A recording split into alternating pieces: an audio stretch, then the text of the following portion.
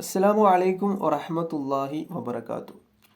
നമ്മളൊക്കെ നമ്മുടെ ജീവിതത്തിൽ വിജയം ഉണ്ടാവണം എന്ന് ആഗ്രഹിക്കുന്ന ആളുകളാണ് അല്ലേ?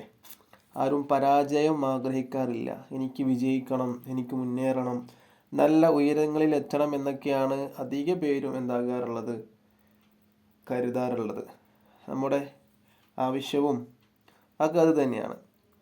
അപ്പോൾ നമ്മളൊരു സ്വപ്നം കണ്ടാൽ അത് നമ്മുടെ വിജയത്തിൻ്റെ മേൽ അറിയിക്കുന്നു എന്നാണ് സ്വപ്ന വ്യാഖ്യാനം.